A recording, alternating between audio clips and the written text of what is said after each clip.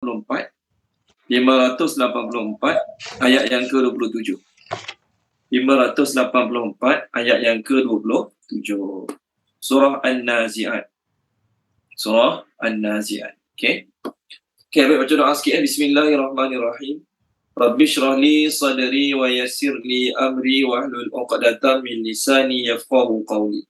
Rabbi yassir wa la tu'assir wa tammim bil khair. Ya Fattah wa bika nasta'in. Subhanaka la ilma lana illa ma 'allamtana innaka antal alimul hakim. Allahumma anfa'na bima 'allamtana wa 'allimna ma yanfa'una wa zidna ilma walhamdulillahi rabbil alamin. Okey. Muka surat 584 surah An-Nazi'at ayat yang ke-27. Ayatnya berbunyi, A'antum ashaddu khalqan amis sama banaha. Okey. Kita biasa baca berhenti dekat amis sama ubanaha, kan? Tapi kalau kita dengar Imam Mekah dia akan berhenti amis sama banaha. Okey, baik. Terjemah dia, okey, adakah? Assalamualaikum. Waalaikumsalam warahmatullahi. Adakah antum kamu semua asyaddu lebih susah khalqan penciptaannya, khalaqa cipta, jadi khalqan penciptaannya, am ataupun as-sama langit. Okey. Banaha dia telah membinanya. Daripada perkataan bana ni keluarlah perkataan bunyan. Dalam bahasa Arab daripada perkataan bana ni keluarlah perkataan bunyan. Bunyan tu dalam bahasa Arab maksudnya bangunan. Bunyan dalam perkataan asal kita bana. Banunya, bana. Daripada perkataan bana ni, tuan-tuan dan puan-puan, keluarlah perkataan bahasa Melayu membina. Daripada perkataan bana ni, keluar perkataan bahasa Melayu membina. Okey? Daripada bana tu keluar perkataan membina bahasa Melayu. Membina rumah, membina bangunan. Daripada perkataan bana ni, banunya keluar perkataan bunyan. Okey? Apa terjemah bunyan? Bangunan. Terjemah bunyanun, bangunan. Okey? Okey, baik. Tolong terjemahkan ayat pertama kita, Puan Zakiyah. Tolong terjemahkan, Puan Nur Zakiyah. A'udzubillahi minasyaitonirrajim. Adakah kamu semua lebih susah penciptaannya ataupun langit? Dia telah membinanya. Okey, baik. Terima kasih, Puan Zakiyah. Sama. Surah An-Nazi'at, surah diturunkan di Mekah untuk menerangkan benarnya, pastinya terjadi hari kiamat. Kalau kita ulang kaji balik, surah An-Nazi'at ni muka surat 583, orang musyrikin mereka ejek, perli, sindir. Ada ke hari kiamat? Kalau ada kita mesti rugi kan? Mesti rugi kita kalau ada hari kiamat. Ni mereka sindir. Tolong baca Puan Izzawan ni boleh? Ayat 10, 11, 12 sampai 13. 10 sampai 13.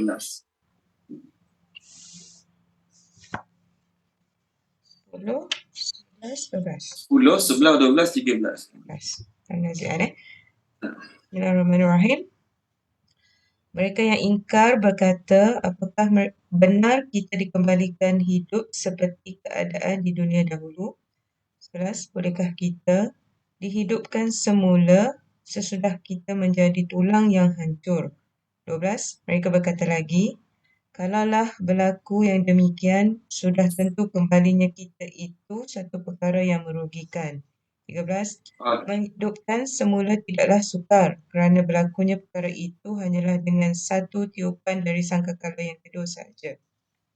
Okey, terima kasih Puan Izzawan. Jadi, tuan-tuan dan puan-puan, dalam surah An-Nazi'at ini, Allah SWT nak cerita tentang orang musyrikin yang tak percaya adanya hari kiamat. Bila surah tu surah Mekah, maka tiga perkara Allah nak tekankan: keesaan Allah, kebenaran Nabi dan Al-Quran, hari kiamat. Jadi sekarang orang musyrikin memang mereka tak percaya hari kiamat. Kita ulang kaji balik. Golongan musyrikin yang tak percaya kiamat ada 3 kategori. Golongan orang musyrikin yang tak percaya hari kiamat ada 3 kategori. Kategori pertama, mereka memang 100% yakin tak ada kiamat. Kategori pertama, mereka memang 100% mereka yakin tak ada hari kiamat. Ini kategori pertama. Kategori yang kedua, kategori yang 50-50. 50-50 maksudnya mereka pun ragu-ragu. Nak kata ada, macam tak ada. Nak kata tak ada, Nabi Muhammad ni bukannya jenis yang cakap tipu. Dalil-dalil dia bagi pun ya juga, boleh jadi juga. Ini kategori yang kedua. Kategori ketiga adalah kategori yang mereka yakin kiamat ada. Mereka memang sangat-sangat yakin kiamat tu ada.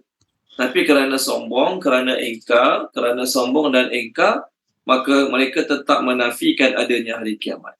Okey. Jadi setelah Allah cerita ayat yang 10, 11, 12, 13 yang dibaca oleh Puan Izawani tadi, Allah pujuk Nabi, Allah nak kata, wahai Muhammad, bukan engkau seorang je Nabi yang di-reject. Bukan kau seorang je Nabi yang orang kafir tak percaya. Nabi Musa pun sama. Nabi Musa lagi banyak mukjizat dia tengok pada kaum dia tetap tak percaya dia degil tak nak dengar cakap dia. Ya Allah nak pujuk Nabi, sebab tu kita lalu kisah Nabi Musa sebelum ni dalam surah An-Nazi'at ini. Sekarang Allah masuk balik. Sekarang ayat yang ke-27 Allah masuk balik tentang penciptaan hari kiamat. Maka Allah tanyalah orang-orang musyrikin, kamu nak cipta kamu lagi susah ke nak buat langit lagi susah? Pertama kita kena ingat, orang musyrikin kesemua mereka yakin yang cipta langit bumi adalah Allah. Itu pertama kita kena ingat. Kalau baca dia boleh, Tuan baca Tuan surah Luqman, surah Luqman. Ini keyakinan orang musyrikin Mekah tentang penciptaan langit dan bumi. Okey, muka surat 413 ayat yang ke-25.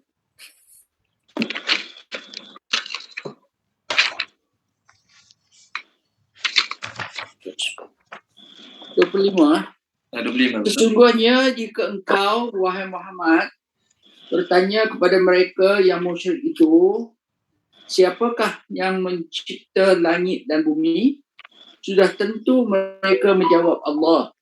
Ucapkanlah Alhamdulillah sebagai syukur disebab pengakuan mereka yang demikian. Tetapi kebanyakan mereka tidak mengetahui. Terima kasih Tuan. Ayat kita bincang sekarang, perkataan langit satu je. As-sama, tidak ada wati. Okey. Adapun ayat yang Tuan baca, surah Luqman ni, ayat 25. Wala in sa'altahum man khalaqas samawati, langit-langit. Maknanya orang musyrikin, orang musyrikin kalau tanya mereka, langit kedua, ketiga, keempat, kelima, keenam, ketujuh tu siapa ciptakan? Allah juga, bukan satu langit yang dekat yang dia nampak, yang kita nampak ni je. Langit 2, 3, 4, 5 dan 7 pun semua yang Allah Ta'ala ciptakan. Tu keyakinan mereka. Ayat kita sekarang, Allah suruh Nabi tanya mereka, kamu nak buat manusia lagi susah ke langit lagi susah? Tuan-tuan dan puan-puan, bagi Allah tidak ada apa yang susah. Bagi Allah Subhanahu Wa Taala semua benda senang. Inna zalika 'ala Allahi yasir. Semua benda bagi Allah mudah. Tidak ada istilah susah Allah nak buat. Oleh kerana saiz dia besar sikit, oleh kerana jumlahnya banyak sikit, susah sikit Allah nak buat. Tak. Semua benda Allah nak buat hanyalah kun fayakun. Kun tu jadi semua benda. Tapi Allah tanya soalan macam ni. Allah tanya soalan macam ni untuk memahamkan manusia. Sebab bagi manusia ada benda senang, ada benda susah. Ada benda yang lebih senang, ada benda yang lebih susah. Ni bagi manusia. Bagi Allah Ta'ala, semua senang. Semua sama je tahap kesenangannya. Lalu Allah tanya, nak buat kamu lagi susah ke langit lagi susah? Soalan tu tak perlu dijawab. Sebab kalau tanya budak tadika, budak tadika tahu dah jawapan dia. Memanglah langit lagi susah kerana saiznya, kukuhnya, tahan lamanya. Langit lagi susah daripada buat manusia. So, bila kamu percaya nak buat langit lagi susah, kamu yakin, tiba-tiba bila Rasulullah, utusan Allah beritahu pada kamu, yang nanti lepas kamu mati, kamu hidup balik, kamu susah nak percaya. Kenapa kamu boleh terima, aku boleh buat langit yang jauh lagi besar pada kamu, mudah bagi aku. Tiba-tiba bila aku cakap nak hidupkan kamu balik, kamu bagi macam-macam alasan. Okay, ayat ni sama macam ayat dalam surah Ghafir. Kalau baca boleh puan ni, muka surat 473 ayat 57.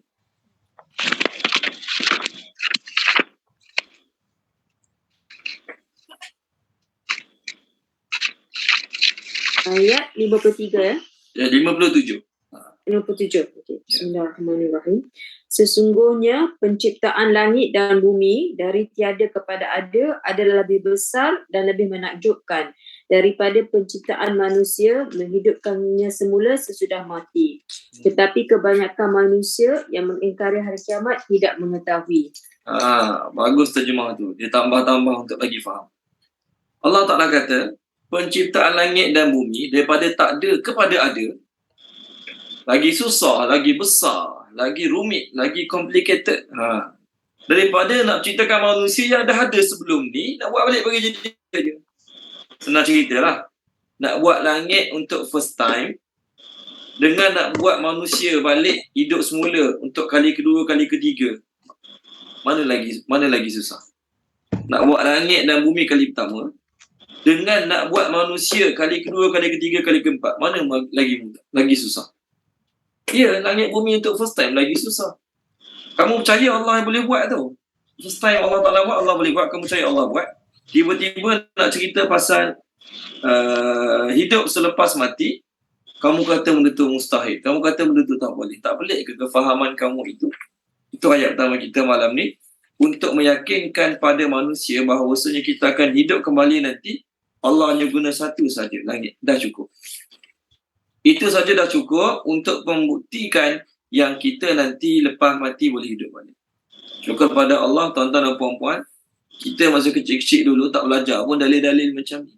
Sekolah rendah, sekolah menengah, terus kita diajar, kena percaya pada hari kiamat, kena percaya pada hari kebangkitan, kena percaya pada hari akhirat. Kita dah belajar benda tersebut, kita dah yakin sejak kecil lagi walaupun kita tidak mengetahui dalil-dalil yang kita bincang malam. Okey, baik. Jadi tuan-tuan dan puan-puan, bila Allah ceritakan penciptaan dia, yang dia ciptakan apa sahaja di muka bumi ini, dua perkara Allah nak beritahu. Pertama, Allah nak beritahu dia seorang je boleh buat. Langit bumi dia seorang je boleh buat, itu yang pertama. Yang kedua, Allah nak beritahu bahawasanya setiap apa dia ciptakan, mesti ada sebab, ada tujuan, ada kelebihannya bagi manusia. Okey, baik. Sama ayat seterusnya, ayat 28. Ayat seterusnya, ayat 28. Rafa'a, terjemah Rafa'a, dia meninggikan. Terjemah Rafa'a, dia meninggikan. Ya Allah lah, Rafa'a, dia meninggikan. Samkaha, lapisannya. Samkaha, lapisannya. Lapisan ni maksud lapisan langit. Dia meninggikan lapisannya, lapisan langit. Fa lalu, ataupun maka. Sawaha, dia sempurnakannya. Sawaha, dia sempurnakannya. Okey, baik. Tolong terjemahkan dia. Puan Izian Wahidah, tolong terjemahkan Puan Izian. Pendeknya ayatnya. Bismillahirrahmanirrahim. Dia telah meninggikan bangunannya lalu menyempurnakannya. Bangunannya boleh ataupun lapisannya boleh. Okey, baik. Terima kasih Puan Izian. Allah sebut dalam ayat ni, bagaimana langit tu susah bagi manusia lah. Allah nak tunjuk bagaimana susahnya bagi manusia kalau nak buat langit. Tapi bagi Allah mudah. Pertama Allah sebut Rafa'a. Rafa'a ni dah jadi bahasa Melayu kan? Betul kan? Rafa'a ni meninggikan. Bahasa Melayu panggil apa? Bahasa Melayu. Apa kata bahasa Melayu? Rafa'a ni jenis Melayu. Kami merafakkan sembah. Betul kan? Diguna untuk raja-raja lah. Sultan, Agung. Kami merafakkan sembah. Dah jadi bahasa Melayu. Jadi perkataan bahasa Melayu, kami merafakkan sembah. Ni ayat dia. Kalau belajar tajwid, ada baris rafak. Maksudnya, ada baris fathah, ada baris kasrah. Baris atas tu baris fathah. Baris bawah tu baris kasrah. Baris depan tu baris rafak. Inilah perkataan dia. Rafak, tinggi. Okey, baik. Allah sebut, Allah meninggikan lapisan-lapisan langit. Berapa langit ada? Ada 7 lapisan langit. Allah Ta'ala meninggikan sehingga setiap satu ke setiap yang lain mengambil masa, ada pendapat mengatakan 500 tahun perjalanan. Daripada langit pertama ke langit kedua ke langit ketiga, 500 tahun perjalanan. Ada hadisnya, walaupun tahu hadis itu adalah dhaif, tapi itulah hadis yang digunakan untuk mengukur jarak antara langit ke langit, langit ke langit. Okey. Allah meninggikan lapisan-lapisan langit, lalu Allah Subhanahu Wa Taala menyempurnakannya. Allah Taala menyempurnakan ke 7 lapisan langit bila? Setelah Allah ciptakan bumi. Jadi kita pernah bincang sebelum ni, langit dan bumi siapa diciptakan dulu? Apa yang diciptakan dulu, sama ada langit ke bumi? Jawapan dia bumi dulu. Allah buat bumi dulu. Lepas Allah buat bumi, barulah Allah ciptakan langit. Okay, dalil dia tengok surah Al-Baqarah. Boleh ya? Surah Al-Baqarah. Tolong baca dia surah Al-Baqarah. Puan Maisarah, tolong baca Puan Maisarah. Boleh? Surah Al-Baqarah muka surat 5.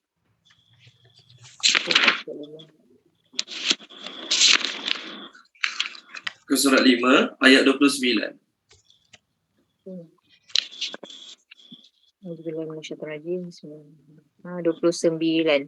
Dialah Allah yang menciptakan segala apa yang di bumi untukmu, kemudian dia menuju ke langit. Lalu dia menyempurnakannya menjadi 7 langit, dan dia maha mengetahui segala sesuatu. Okey, terima kasih Puan Maisarah.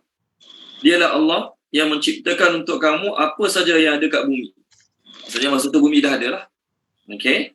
Kemudian dia menuju ke langit, menyempurnakan langit 7 lapisan. Dan Allah maha mengetahui segala sesuatu. Okey. Langit kita ada 7. Bumi 7 juga. Ya, bumi ada 7 juga. Bumi ada 7 lapisan juga. Kat mana ayat 7 lapisan bumi? Tolong baca dia boleh Dr. Aziza. 7 lapisan bumi Memang kita dengar dalam Quran. Dalam Quran kebanyakan ayat as-samawati. Okey. Tapi bumi apa plural bagi bumi? Plural bagi bumi adalah aradina. Ardun bumi, aradina. Ya dengan nun kat belakang. Itu plural jadi 7 bumi. Tapi jangan guna perkataan. Dalam Quran tak guna perkataan. Tengok surah apa ya? Surah Allahumma salli ala Muhammad. Juzuk 28. Saya cari page je. Okey, muka surat 559 Dr. Azizah 559 ayat bawah sekali. 559.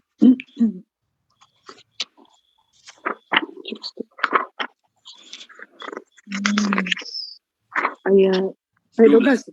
Ya, 12. Bismillahirrahmanirrahim. Allah yang menciptakan 7 lapisan langit dan bumi, yang ini 7 lapisan seperti itu. Perintah Allah itu berlaku terus-menerus di antara alam langit dan bumi, supaya kamu mengetahui sesungguhnya Allah Maha berkuasa atas setiap sesuatu, dan sesungguhnya ilmu Allah itu meliputi setiap sesuatu. Okey, terima kasih Dr. Azizah. Jadi dalam ayat ini Allah sebut Allah menciptakan 7 lapis langit dan bumi macam tu juga. Langit ada 7, bumi pun ada 7 juga. Langit Allah Ta'ala tinggikan, lalu Allah Ta'ala sempurnakan. Allah Ta'ala tinggikan langit, lalu Allah Ta'ala sempurnakan penciptaan langit. Apa tanda langit ini sempurna? Pertama, sempurnanya langit tidak ada tiang, tak pernah jatuh-jatuh. Yang kedua, tidak ada sebarang rekahan, tidak ada sebarang retakan. Itu tanda langit itu sempurna. Tolong baca dia boleh.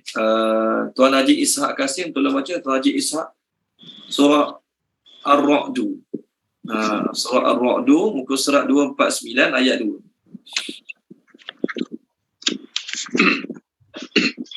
Allah yang meninggikan langit tanpa tiang sebagaimana yang kamu lihat. Kemudian dia bersemayam di atas arsy. Dia menundukkan matahari dan bulan masing-masing beredar menurut waktu yang telah ditentukan.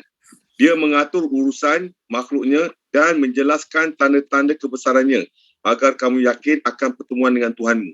Okey, terima kasih Tuan Haji Ishak. Pertama, kita semua tahu langit tidak ada tiang. Tapi tidak pernah berlaku runtuh, jatuh dan sebagainya. Itu satu. Yang kedua, langit yang besar ini tidak ada sebarang retakan, tidak ada sebarang rekahan. Tolong baca Puan Aliza boleh? Puan Aliza tolong baca surah Qaf. Muka surat 518. 518 ayat yang ke 6. Ayat yang ke-6. Bismillahirrahmanirrahim. Tidakkah mereka memperhatikan langit di atas mereka, bagaimana cara kami membangunkannya dan menghiasnya, dan tidak langsung terdapat retakan? Terima kasih Puan Aliza. Jadi tuan-tuan dan puan-puan, langit ni satu Allah buat sempurna, tidak ada tiang, tidak ada retak, tidak ada bocor, tidak ada rompong. Dan juga langit Allah ciptakan bagi manusia sebagai perhiasan.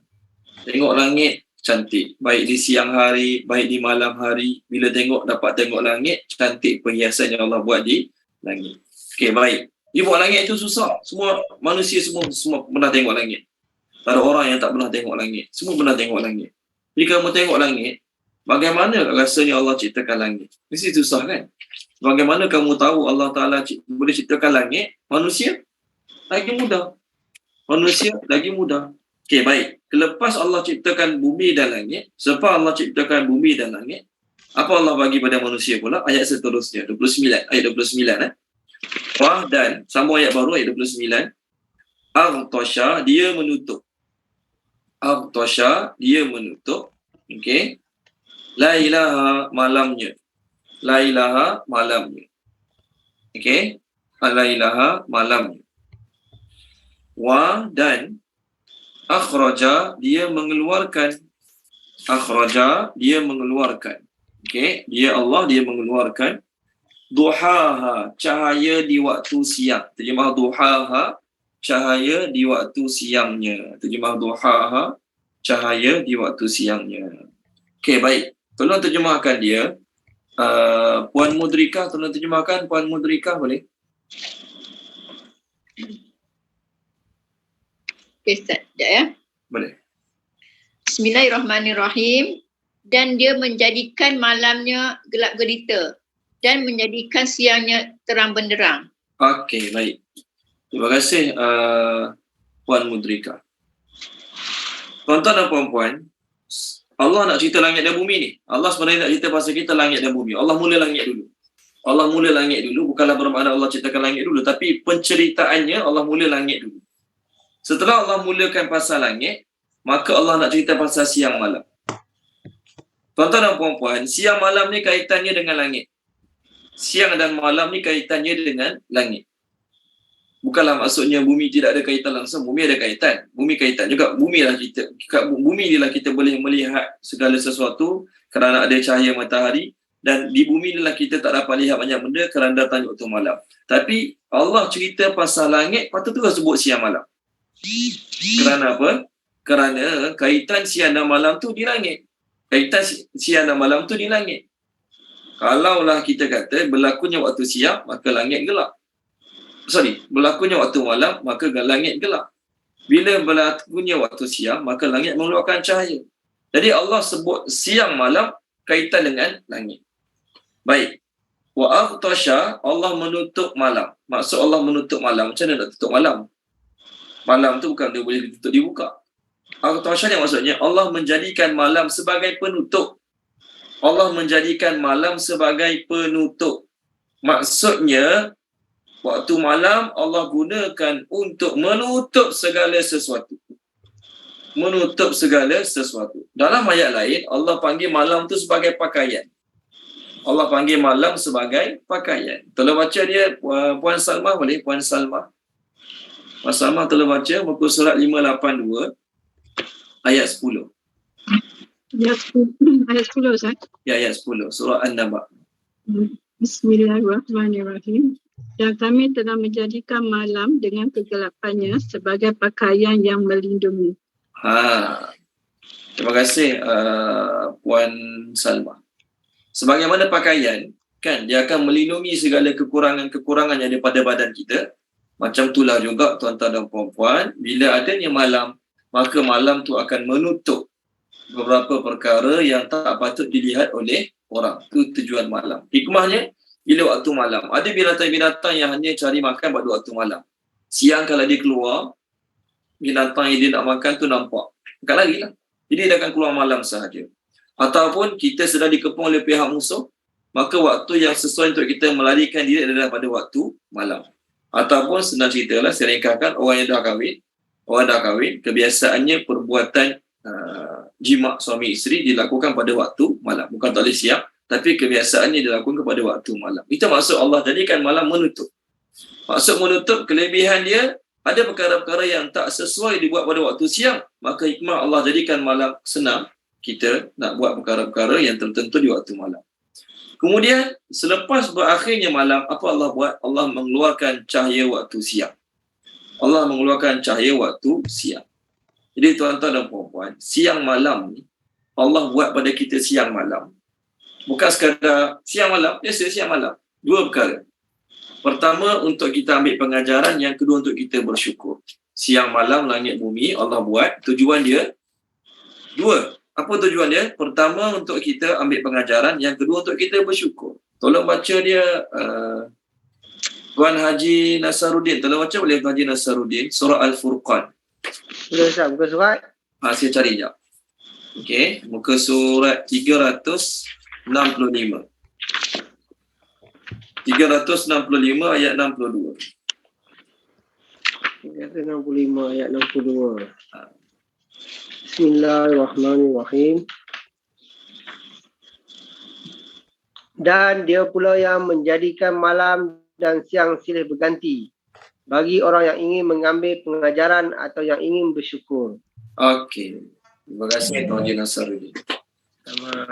Allah nak beritahu, Allah buat siang malam silih berganti ada dua tujuan. Pertama, bagi orang ambil pengajaran. Yang kedua, bagi orang bersyukur. Allah mulakan dengan pengajaran. Maksudnya, awak nak bersyukur ke, awak tak nak bersyukur ke Allah bagi siang malam pada awak, awak tetap kena tahu yang Allah saja boleh buat siang malam. Allah saja yang boleh mendatangkan siang, Allah saja boleh mendatangkan malam. Awak kena tahu bahawasanya Allah satu-satunya Tuhan. Allah satu-satunya zat yang boleh datangkan siang malam. Selain Allah, gabunglah macam-macam kuasa, gabunglah macam-macam ilmu, tetap tak mampu nak datangkan siang malam. Jadi bab pengajaran ni, semua orang kena ambil. Sama ada dia orang semayang, orang tak semayang, orang baik, orang jahat, semua kena ambil pengajaran tentang siang malam. Yang kedua, bersyukur. Sebab tu Allah buat langit, bumi, siang, malam bukan saja-saja. Dua sebab. Pertama, ambil pengajaran. Pengajaran nak beritahu, apa makna pengajaran? Allah sahaja yang maha hebat, maha kuat yang boleh buat siang malam. Yang kedua, bersyukur. Allah buat malam, apa tujuan dia? Agar kita rehat, agar kita tenang. Ni malam-malam punya Allah. Tujuan Allah buat malam, kita rehat, kita tenang. Dan Allah buat siang, kita mudah nak cari rezeki. Sebab tu dalam ayat dalam surah Al-Qasas, Allah sebut rahmat Allah. Rahmat Allah. Negara-negara yang siangnya lama, malamnya lama, okey, mereka tak dapat rahmat macam kita yang hari-hari menghadapi siang malam. Okey, tolong baca dia Puan Izzawani, tolong baca surah Al-Qasas. Ni nak sebut rahmat Allah. Sebab tu Nabi ajar doa pagi-pagi, doa petang-petang. Apa tujuan dia? Tanda kita bersyukur pada Allah SWT. Allah mabika asbahna wa bika amsayna. Petang terbalik pula, Allah bika amsayna, bika asbahna. Itu bukan saja-saja, tapi untuk ajar kita bersyukur pada Allah, nikmat siang malam yang Allah bagi. Okey, tolong baca dia Puan Izzawani. Saya cari muka surat jap, surah Al-Qasas ataupun surah Al-Ankabut. Wa mir rahmatihi. Yes, muka surat 394. Tolong baca 3 ayat ya, Puan. 71, 72, 73. Bismillahirrahmanirrahim. Katakanlah, bagaimana pandangan kamu jika Allah menjadikan malam kepada kamu sepanjang masa hingga ke hari kiamat? Tuhan manakah yang lain daripada Allah yang dapat membawakan cahaya yang menerangi kepada kamu? Mengapa kamu tidak mahu mendengar? 72. Katakanlah, bagaimana pandangan kamu jika Allah menjadikan siang kepada kamu sepanjang masa hingga ke hari kiamat? Tuhan manakah yang lain daripada Allah yang dapat membawakan malam kepada kamu untuk kamu berehat padanya? Maka mengapa kamu tidak mahu melihat? Antara rahmat pemberiannya, dia menjadikan untuk kamu malam dan siang supaya kamu berehat pada malamnya dan supaya kamu berusaha mencari rezeki daripada limpah kurniaannya dan juga supaya kamu bersyukur. Okey. Terima kasih Puan Maisarah. Jadi dua ayat yang pertama nak tunjuk kuasa Allah. Allah tanya, kalau aku buat siang sampai kiamat, siapa boleh datangkan malam? Kalau aku buat malam sampai kiamat, siapa boleh datangkan siang? Soalan tu nampak simple. Tapi sebenarnya soalan tu Allah nak suruh kita fikir betapa hebatnya Allah, betapa kuasanya Allah yang buat siang malam. Tapi malangnya tuan-tuan dan puan-puan, kita orang Islam yang yakin pada Allah, yakin pada ayat Quran, anggap benda tu biasa. Biasa. Allah bisa tegal biasa. Semula jadi, kita lahir-lahir ada siang malam. Jadi kita tak nampak hebat siang malam. Sedangkan Allah cerita banyak kali, tujuan dia nak suruh kita rasa betapa hebatnya Allah. Nak suruh kita rasa betapa agungnya Allah. Nak suruh kita rasa betapa besarnya Allah. Kita ini nampak kebesaran, kita nampak kehebatan seorang raja. Contohlah, jadi oleh kerana kita nampak kebesaran dia, dia diiringi oleh pengawal-pengawal, dia ada askar dia, dia ada bodyguard dia, ada polis dia, maka kita rasa dia besar. Oleh kerana kita rasa dia besar, kita tak berani nak sewenang-wenang tulis pasal dia, contoh. Oleh kerana kita rasa dia besar, oleh kerana kita rasa dia hebat, maka kalau dia nak jumpa kita pukul 10 pagi esok, pukul 9 pagi kita ada dekat istana, contoh. Sebab apa? Kita rasa, kita nampak kebesaran kehebatan dia. Tapi Allah SWT, kita tak nampak. Sebab apa kita tak nampak? Sebab kita lahir-lahir dah ada dah. Sebab kita lahir-lahir dah ada langit bumi. Jadi kita anggap benda tu macam semula jadi ataupun dah biasa, tak nampak hebat pun. Sebab tu bila datang seruan panggilan Allah, kita tak sungguh-sungguh nak menunaikannya. Jadi seolah-olah dalam hati kita, Raja Agung tu lagi besar pada Allah. Allah punya perintah, Allah punya larangan, buat tak apa, tak buat pun tak apa. Sebab apa? Tidak ada rasa kebesaran Allah. Sebab itulah Allah cerita banyak kali dalam Quran. Bukan sekarang nak beritahu fakta, sekarang nak beritahu fakta, cakap 2 kali cukup lah. Sekali 2 kali cukup lah. Tapi banyak tempat kan, kita banyak tempat lalu, Allah cipta langit bumi, Allah cipta langit bumi dalam sajadah ada, dalam juzuk amma ada. Kenapa Allah surah Baqarah ada? Sebab nak suruh kita masuk dalam hati kita tentang hebatnya Allah. Rasa. Contoh, saya selalu bagi contoh, kita dengar ada kontraktor anak Melayu, kontraktor anak orang Malaysia, dipanggil oleh kerajaan Dubai untuk buat menara tertinggi kat sana, Burj Khalifa. Kan? Jadi bila balik di sini, keluarlah kat TV ke kat media surat khabar, anak Melayu, satu-satunya kontraktor anak Melayu yang terlibat dalam buat Burj Khalifa kat Dubai. Apa perasaan kita pada dia masa tu? Wow. Keluar wow tu kan? Wow. Ni contoh lah. Wow. Hebat ni. Bukan calang-calang kontraktor ni boleh dipanggil untuk buat Burj Khalifa kat Dubai. Jadi keluar wow kat situ. Walhal dia terlibat dalam bahagian-bahagian tertentu dalam Burj Khalifa tu, bukan satu bangunan dia buat pun, contoh. Tapi kita dah wow dia. Kita dah rasa hebat sangat dia ni. Bukan calang-calang orang. Sedangkan Allah buat Burj Khalifa ke, lagi tinggi pada tu. Lagi hebat pada tu. Tapi tak ada keluar dalam hati kita perasaan wow. Sebab apa? Kita orang Islam pun anggap benda tu biasa. Semula jadi. Sebab itulah kita dalam kelas ni ataupun mana-mana ceramah, kena ulang banyak kali Allah cipta langit bumi sampai rasa hebat Allah tu. Apa tanda dalam hati kita dah rasa hebat Allah tu? Bila perintah Allah, larangan Allah, kita tak anggap benda tu biasa. Kalau tinggal rasa bersalah sangat, kalau larangan Allah kita buat rasa risau sangat, takut sangat. Itu tanda kebesaran Allah dah masuk dalam hati kita. Okey, baik, tak apa. Seterusnya, masuk ayat baru. Ayat yang ke-30. Wa dan al-arda, bumi, ba'da sesudah, zalika itu,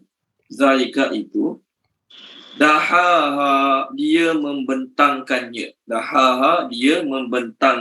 Maksud bentang tu dia luaskan, lebarkan, itu maksud dahaha. Okey, baik, tolong terjemahkan dia. Siapa dia? Tolong terjemahkan dia, Puan Nur Zakiyah. Terjemahkan boleh, Puan Nur Zakiyah. Boleh Ustaz. A'udzubillahi minasyaitanirrajim. Dan bumi sesudah itu dia membentangkannya.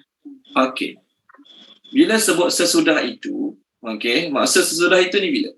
Tadi kan saya dah beritahu antara langit dan bumi Allah buat bumi dulu. Lepas tu buat langit. Tapi ayat ni seolah-olah ayat ini tuan-tuan dan puan-puan seolah-olah langit dulu. Lepas tu bumi sesudah itu. Baik, apa makna sesudah itu? Makna sesudah itu ialah bumi ni setelah Allah ciptakan langit, Allah bentangkan dia. Maknanya apa? Dalam Tafsir Al-Munir, karangan Dr. Wahbah Zuhairi, dia kata, dulu masa Allah ciptakan langit dan bumi, bumi ni Allah Ta'ala belum hamparkan. Maknanya masa tu dia bukan dalam bentuk terhampar. Dia masa tu dalam bentuk menempel. Dia hanya masa tu dalam bentuk menempel. Okey, sebelum tu nak cari dulu surah yang menunjukkan bahawasanya Allah buat langit dulu baru bumi. Ni dalil dia. Surah Fussilat. Tolong baca dia boleh? Tun tolong baca Tun. Surah Fussilat. Boleh Tun? Muka surat 477. Ayat 9, 10, 11, 12. 11, 12.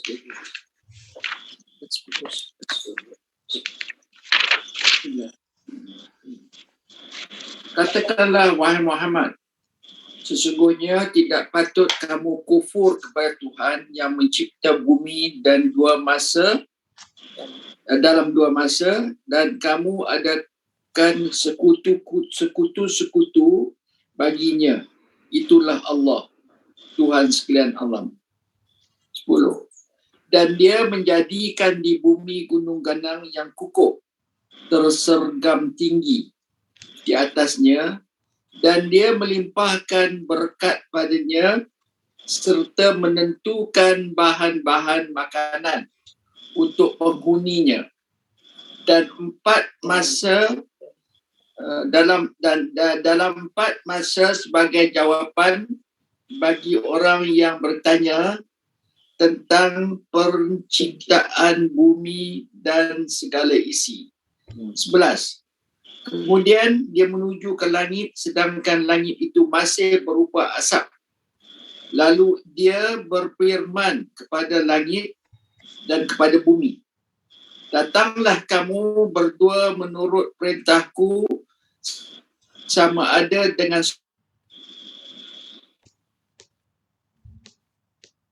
sukarela atau terpaksa. Berdua datang dengan 12 juga. 12. Satu lagi. 12 je. Lalu dia menjadikan 7 langit dalam 2 masa dan dia mewahyukan kepada tiap-tiap langit akan urusannya. Kami hiasi langit dunia yang dekat pada pandangan mata penduduk bumi dengan bintang-bintang yang bersinar serta memelihara langit itu dengan sebaik-baiknya. Demikianlah ketentuan Allah yang maha perkasa lagi maha mengetahui. Okey, baik. Terima kasih Tuan. Panjang tu baca tu. Tapi tengok kan, mula-mula Allah sebut, mula-mula 2 hari, Allah buat bumi 2 hari. Kemudian 4 hari, Allah buat bukit-bukit, gunung ganang dalam 4 hari tersebut. Kemudian Allah menuju ke langit, masa tu langit dalam bentuk asap je lagi. Tak jadi langit pun lagi. Tak jadi langit pun lagi. Dan Allah Ta'ala kata, mari sini dua-dua. Lepas dua-dua mari pada Allah, maka Allah Ta'ala sempurnakan langit jadi 7 ciptaan. 7 binaan. 7 lapisan. Jadi Allah buat bumi dulu ke langit dulu? Jawapannya Allah buat bumi dulu. Allah buat bumi, Allah buat langit. Maksudnya, setelah Allah buat bumi dan Allah buat langit, masa tu bumi belum dihamparkan lagi. Bumi ni Allah hamparkan setelah siap langit. Inilah dipanggil apa ya? Dulu langit dengan bumi ni dia apa melekat. Melekat ke bahasa sesuai? Bahasa sesuai nak panggil melekat ke? Ni ayat ni yang kita nak refer ni ada kaitan dengan teori Big Bang. Ada orang cakap lah teori Big Bang. Saya pun tak baca lagi teori Big Bang. Tapi kajian yang dia teropong angkasa lepas pakai teleskop kan, dia mendapati berlaku pergerakan planet-planet di angkasa lepas, dan pergerakan tersebut semakin lama semakin menjauh, semakin lama semakin menjauh, semakin lama semakin menjauh. Jadi itu bukti apa? Dulu planet-planet tu dulu semuanya bersatu. Mana ayat dia? Saya cari sekejap boleh. Surah Al-Anbiya. Allah SWT. Okey, muka surat 324. Tolong baca Puan Nik boleh? 324. 324 ayat yang ke-30. Bismillahirrahmanirrahim. Apakah orang kafir itu tidak mengetahui bahawa sesungguhnya langit dan bumi itu pada asalnya bercantum sebagai benda yang satu? Lalu kami pisahkan di antara kedua-duanya dan kami jadikan daripada air tiap-tiap benda yang hidup. Mengapa mereka tidak mahu beriman? Ni ayat yang dikaitkan dengan teori Big Bang, tuan-tuan dan puan-puan. Dulu langit dan bumi satu. Mula-mula Allah buat bumi, lepas Allah buat langit, benda tu bersatu. Lalu Allah Ta'ala pisahkan antara langit dan bumi. Allah pisahkan antara langit dan bumi. Lepas Allah pisahkan antara langit dan bumi lah, barulah bumi ni Allah Ta'ala jadikan sebagai hamparan. Allah Ta'ala luaskan bumi ini. Baik, itu perbincangan pertama. Tuan-tuan mungkin boleh tengok YouTube ke, tengok Google ke mengenai teori Big Bang ni lah. Saya tak reti sangat nak cerita. Tapi kajian-kajian mendapati planet-planet yang ada kat angkasa sekarang, sebenarnya mereka sedang bergerak dan pergerakan mereka makin jauh. Itu menunjukkan bahawasanya dulu mereka adalah bersatu. Planet-planet itu adalah bersatu. Lalu semakin jauh. Itu menguatkan teori ayat inilah. Okey, baik, itu satu. Ayat ini dan juga satu ayat lagi dalam surah apa ya? Surah Al-Ghashiyah. Tuan-tuan pernah dengar tak? Orang duk kelahi. Bumi ni flat ke bulat? Pernah dengar tak orang duk kelahi bersatu? Siapa pernah dengar orang duk kelahi bersatu? Ada zaman. Ya? Zaman dulu memang macam tu lah Ustaz. Awal-awal tu kan manusia tak tahu. Jadi bumi ni bulat.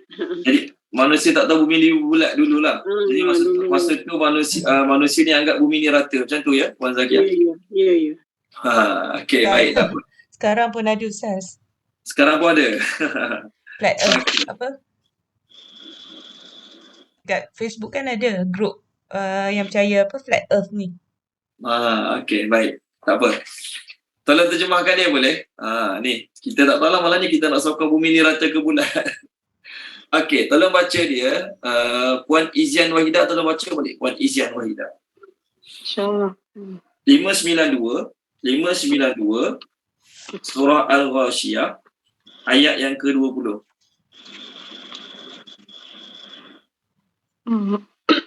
Bismillahirrahmanirrahim. Dan bumi bagaimana dihamparkan. Ini satu ayat lah. Ada, terima kasih Puan. Ada 2-3 tempat lagi ayat yang digunakan oleh orang-orang yang berpendapat bahawasanya bumi ini rata. Bukan rata, bumi ini flat. Bukan bulat sebagaimana digembar-gemburkan. Okey? Okey, baik. Sebelum saya nak tegang kepada tuan-tuan dan puan-puan, pertama kena ingat bumi ni rata ke bulat ke bujur ke segitiga ke 4 segi ke, bukan masalah akidah. Itu pertama kita kena ingat. Bukan masalah akidah. Adalah kata siapa kata bulat terkeluar pada Islam, siapa kata dia rata flat, dia terkeluar pada Islam. No. Satu orang dia tak nak terima dua-dua, saya tak tahu. Saya tak nak terima dua-dua. Bulat tak nak terima, rata pun tak nak terima juga sebab saya tak pernah tengok daripada luar. Contoh, setengah orang dia cakap macam tu. Pun tak jadi masalah tentang keimanan dia. Yang saya tahu bumi ni Allah buat. Dia bulat ke, bujur macam telur ke, apa saya tak tahu. Contoh. Dia kata macam tu, tetap tidak merosakkan keimanan. Sebenarnya, mengenai kefahaman bumi ni rata ataupun bulat, sejak dulu lagi dah ada. Bukan lama sekarang je, sejak dahulu lagi dah ada. Bahkan di kalangan ulama tafsir sendiri pun, mereka berbeza-beza pendapat. Dalam kitab tafsir Hasyiah Sawi, kitab ni adalah syarah pada tafsir Jalalain. Dia kata bumi ni adalah rata. Mana dalil dia ni? Allah Ta'ala bentangkan. Jadi benda terbentang mestilah benda tu rata. Okey, ni dalil dia. Dr. Wahbah Zuhaili dia keluarkan pendapat Imam Fakhruddin Ar-Razi. Imam Fakhruddin Ar-Razi, beliau tulis apa dalam buku dia, dalam tafsir dia kata, tanah yang kelihatan terhampar pada pandangan manusia itu bukanlah bermakna bumi ini tidak bulat.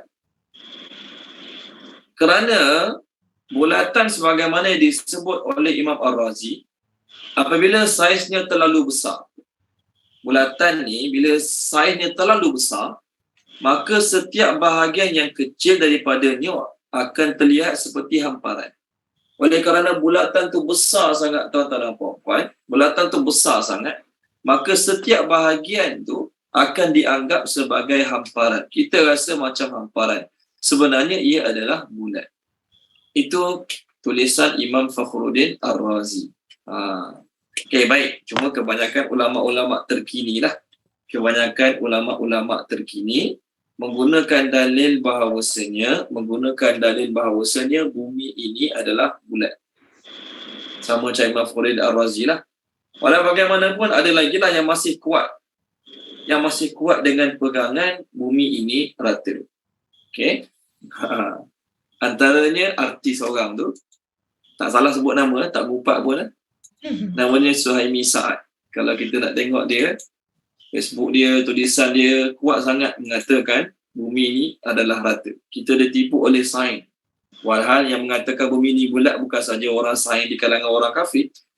Ahli sains di kalangan orang Islam yang mengkaji pun ada juga mengatakan bumi ini bulat. Okey, baik. Kita tak nak kelahi lah. Buang masa. Ke akhirat nanti tak termasuk dalam soalan ke akhirat. Awak geng bumi bulat ke bumi rata? Ada kaitan langsung. Cukup kita bincang, bumi ni Allah Ta'ala guna perkataan Allah hamparkan, langit Allah tinggikan.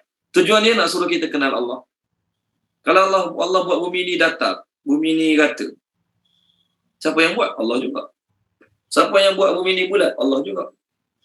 Jadi bulat ke datar ke segitiga ke petak ke, contohlah, tak adalah sampai tahap macam tu. Tapi nak cerita, maksud kita bukan nak tahu bulat ke datar, maksud kita nak tahu betapa hebatnya Allah. Kalaulah bumi ni datar, mesti ada penghujung, betul kan? Mesti bumi ni ada dia punya penghujung dia. So kat mana penghujung dia? Okay, kat mana penghujung dia, tuan-tuan dan puan-puan? Ada orang tak jumpa penghujung dia. Okay. Saya beritahu perbincangan je lah. Kita tak naklah nak mengondem mana-mana pihak berlebih-lebihan. Cuma nak beritahu perbincangan tu kalau kita bagi banyak masa sangat, buang masa, tak ada faedah untuk umat, tak ada faedah untuk iman dan akhirat kita.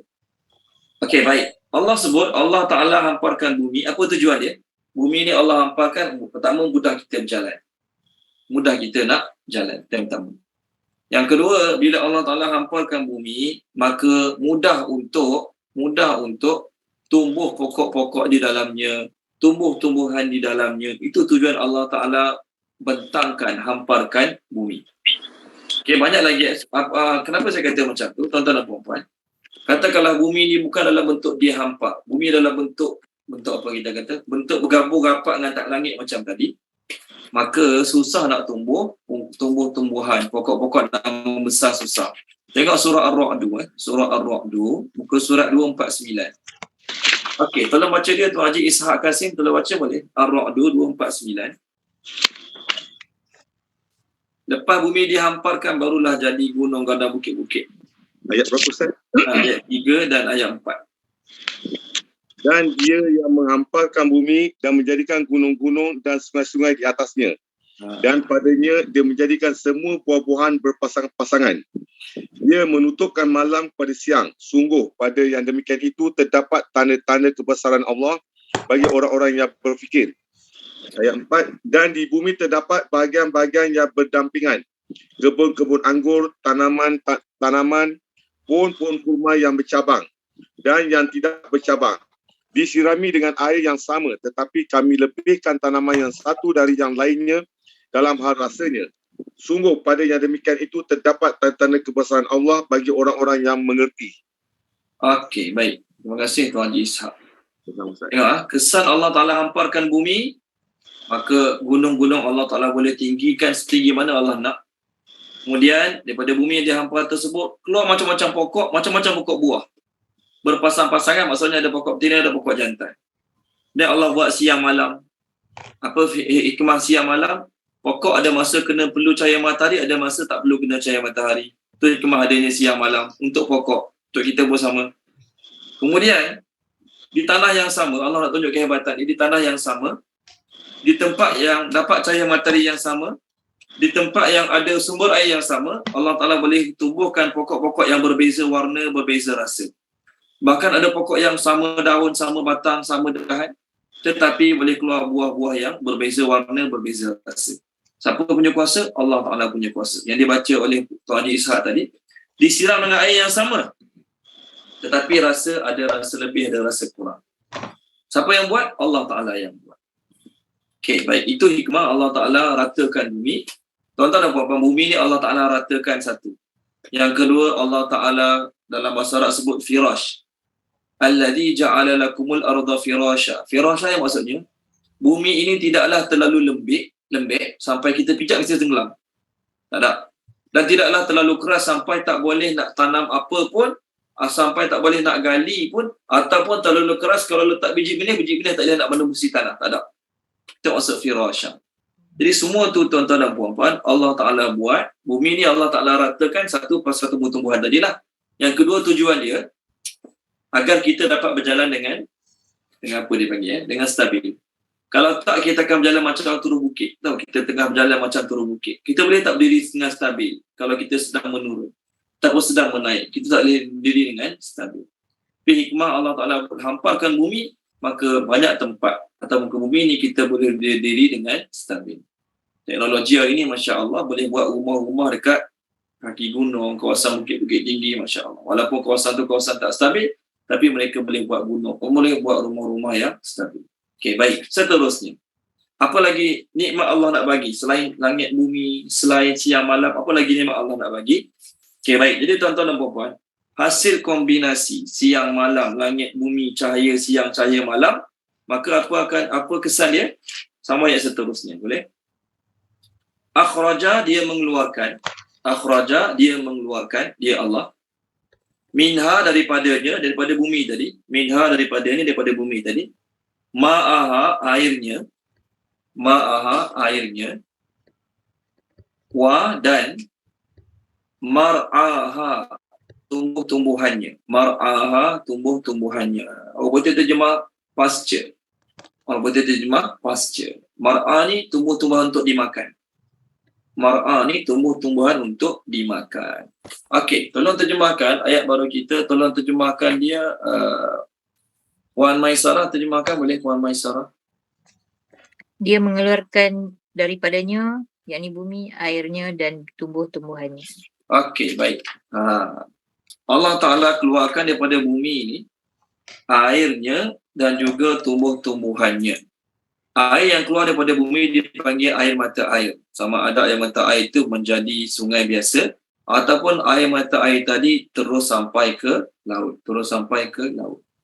Pada zaman Nabi Nuh alaihi salam, ketika mana Allah Ta'ala nak menjadikan banjir besar, ketika mana Allah Ta'ala menjadikan banjir besar, maka Allah suruh langit turunkan hujan, bumi keluarkan air. Kemudian ketika mana Allah Ta'ala nak berhentikan banjir, Allah Ta'ala suruh bumi telan air. Air yang bumi telah telan tu, air yang bumi telah keluarkan tu Allah suruh telan balik. Adapun air yang langit telah turunkan, Allah Ta'ala tak suruh buat naik balik.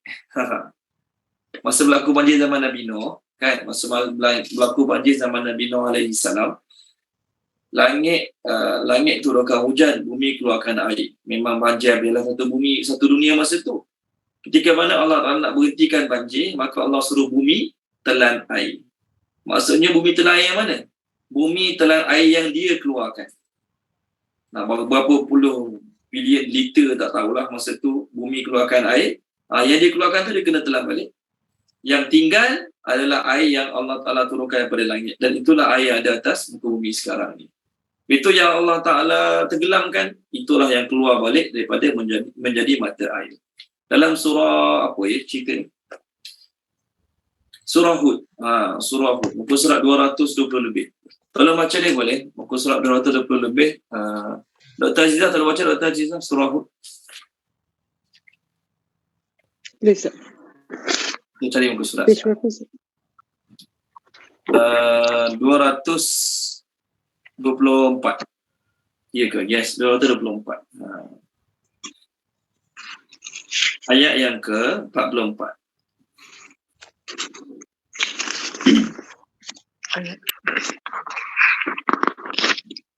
Bismillahirrahmanirrahim. Perumpamaan dua golongan, yakni yang bukan 226. Sorry, maafkan saya 226. Oh, 226. 226 ayat 44. 44. Okey. Bismillahirrahmanirrahim. Dan difirmankan Wahai bumi, telanlah airmu, dan wahai langit, berhentilah menurunkan hujan. Lalu surutlah air serta terlaksanalah perintah-perintah Allah itu, dan bahtera itu pun berlabuh di atas gunung Judi. Dan dikatakan, binasalah kesudahan bagi orang yang zalim. Okey. Terima kasih Dr. Azizah. Masa banjir ni kan, kat Shah Alam, kat beberapa tempat itu, adalah orang kata, Ustaz betul ke ayat ni baca, kalau nak suruh banjir surut cepat? Kan air naik kat tempat kita, contohlah kan, air sungai naik, air hujan turun tak berhenti, maka boleh tak baca ayat ni? Supaya banjir tu cepat hilang, air cepat surut. Boleh, nak baca tak ada masalah. Sebagai tabarruk, ambil berkat dengan Al-Quran, boleh baca tak ada masalah. Kita rumah tepi sungai, rumah dekat dengan laut, takut air naik, baca ayat ni tak jadi masalah, boleh. Tapi jangan katalah Nabi ajar. Jangan kata Nabi ajar cukup. Orang Nabi ajar kalau hujan lebat takut banjir baca ayat ni. Tu yang tak boleh. Ada pun nak baca sebagai tabarruk, ambil berkat dengan Al-Quran, silakan, tak jadi masalah. Okey. Allah Ta'ala turunkan hujan daripada langit, Allah Ta'ala keluarkan air daripada bumi. Menurut Imam siapa nama imam tu saya lupa dah. Menurut Imam Qurtubi, yes. Menurut Imam Al-Qurtubi, dengan sebutan al-ma, air, dan juga al-mar'a, tanaman-tanaman yang dimakan, perkataan al-ma dengan al-mar'a ni merangkumi semua perkara yang keluar daripada perut bumi. Makanan asasi ke, perhiasan-perhiasan ke, rumput rampai ke, pokok-pokok kayu, biji-bijian, kurma, semua keluar. Kayu bakar yang kita guna untuk bakar kayu tu keluar daripada tanah. Pakaian keluar daripada pakaian kita pakai daripada pokok yang keluar daripada tanah. Api keluar daripada api keluar terhasil daripada kayu. Garam terbit daripada air. Jadi segala kebanyakan perkara seharian yang ada pada kita semuanya berasal daripada dua perkataan ni. Al-ma, air, dan al-mar'a, tanaman. Tuan-tuan dan puan-puan, kebanyakan apa kita guna ini besi. Besi keluar daripada mana? Besi keluar daripada tanah. Allah sebut dalam Quran kan, wa anzalnal hadid, kami turunkan besi-besi. Kajian mendapati kebanyakan besi-besi yang ada dalam tanah-tanah kat muka bumi ini semuanya berbentuk jatuh daripada atas. Maksudnya lepas Allah buat langit bumi, Allah turunkan besi ke bumi. Jadi menurut Imam Qurtubi, daripada perkataan al-ma, air, dan juga al-mar'a ni lahirlah semua asas-asas kehidupan kita. Keluarlah semua asas-asas kehidupan kita.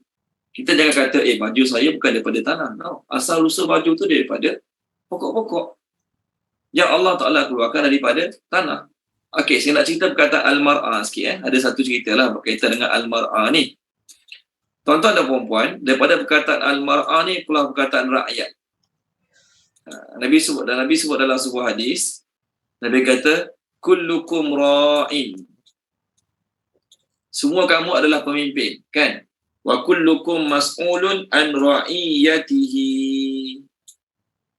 Nabi kata, setiap kamu adalah pemimpin dan setiap kamu akan ditanya tentang orang-orang bawah pimpinannya. Suami adalah pemimpin kepada keluarganya. Dia akan ditanya tentang orang-orang bawah pimpinannya. So, daripada perkataan ra'in ni, keluarlah perkataan ra'iyatihi. Daripada perkataan ra'iyatihi, dalam hadis tu, keluarlah perkataan rakyat. Jadi, perkataan rakyat dalam bahasa Melayu ambil pada perkataan ni. Ra'iyatihi. So, ra'iyatihi, ra'in, pemimpin kepada rakyat. Dipanggil ra'in. Okay, ra'in ni asalnya pemimpin lah. Suami-suami adalah ra'in, pemimpin kepada setiap keluarga dia, ra'in. Ra'in ni juga digunakan kepada penggembala-penggembala binatang. Penggembala-penggembala binatang dipanggil ra'in. Okey, huruf asal pada ra'in adalah ra'in ya. Sama macam ni lah, ra'in ya. Jadi ra'in ni penggembala. Ra'a ni pemimpin, penggembala ra'a. Adapun mar'a, apa dia mar'a? Tempat mengembala. Tempat mengembala. Kita zaman sekarang ada kandang kan? Jadi ada kandang tak kisahlah. Tempat tu ada rumput, tak ada rumput, kita buat kandang. Zaman dulu, mereka akan cari tempat yang ada rumput untuk binatang-binatang mereka makan. Di tempat binatang-binatang mereka makan, dia panggil mar'a. Sama lah kita sekarang. Akhraja minha ma'aha wa mar'aha. Okey. Tuan-tuan dan puan-puan, ada satu perkataan dalam bahasa Arab dipanggil ra'ina. Ra'ina. Kita zaman sekarang, Nabi dah tak ada, kita boleh panggil seseorang tu dengan ra'ina, tak jadi masalah. Zaman Nabi, orang Yahudi gunakan perkataan ra'ina ini untuk ejek Nabi, untuk hina Nabi. Tengok surah Al-Baqarah boleh. Ni nak cerita perkataan ra'in ni. Mar'ah ni asalnya tempat untuk gembala binatang. Tempat yang banyak rumput-rumput. Kita keluarkan binatang daripada kandang, nak bawa dia pergi tempat makan. Takkan bawa pergi tempat kering kontang. Kita akan carilah tempat yang ada rumput-rumput. Jadi tempat yang ada banyak rumput ni panggil mar'ah. Okey, dalam surah Al-Baqarah, tuan-tuan dan puan-puan, Nabi tak bagi kita panggil Nabi, cakap kat Nabi dengan panggilan ra'ina. Apa makna ra'ina? Ra'ina dalam bahasa Arab memberi makna, tolong perhatikan kami. Kalau ada apa-apa salah, tolong baiki. Kalau ada apa-apa salah, tolong tegur. Itu makna ra'ina dalam bahasa Arab. Tapi, Yahudi ni, dia guna perkataan tu makna dia lain. Sebab tu tuan-tuan dan puan-puan, kita dalam cakap, kalau ada perkataan double meaning, ada satu baik dan satu tak baik, bagus kita tinggalkan perkataan tersebut. Tapi kalau dah tak ada perkataan lain tu je ada, tak apalah kita cakap macam mana. Okey, tolong baca dia. Puan Mudrikah, tolong baca Puan Mudrikah boleh? Boleh Ustaz. Yang mana Ustaz? Muka surat 16 ayat 104. Semua tengok boleh? Muka surat 16 104. 104 ya. Bismillahirrahmanirrahim. Dan siapakah yang lebih zalim daripada orang yang Puan. Muka surat 16. Oh, sorry. Ayat 104. Oh, 104. Bismillahirrahmanirrahim. Wahai orang-orang yang beriman, janganlah kamu katakan ra'ina, tetapi katakanlah unzurna, dan dengarkanlah, dan orang-orang kafir akan mendapat azab yang pedih. Okey. Terima kasih Puan Mudrika. Allah kata, wahai orang beriman, janganlah kamu guna perkataan ra'ina. Ra'ina ni asalnya tak salah. Orang betul terjemah ra'ina, pay attention to us. Tolong bagi perhatian kat kami, tolong tengok apa-apa salah kami, tolong tegur, tolong beritahu. Salah ke? Kita cakap kat Nabi, ya Rasulullah, tolong tengoklah kami kalau ada apa-apa salah, ada apa-apa tak kena, tegurlah beritahu. Salah ke? Tak salah pun. Tapi ra'ina ni ada dua lagi makna lain. Selain yang kita terjemah tadi, pay attention to us tu, ada lagi perkataan ra'ina berpasal pada perkataan ra'una. Ra'una ni maksudnya bodoh, kebodohan. Itu satu. Jadi bila orang kafir Yahudi cakap kepada Nabi ra'ina, maksud dia apa tahu? Wahai orang yang bodoh di kalangan kami. Itu satu. Yang kedua, ra'ina ni, tuan-tuan dan puan-puan, berasal pada perkataan penggembala tadi. Di Yahudi panggil Nabi ra'ina, tujuan dia bukan nak kata kat Nabi pay attention to us, tak.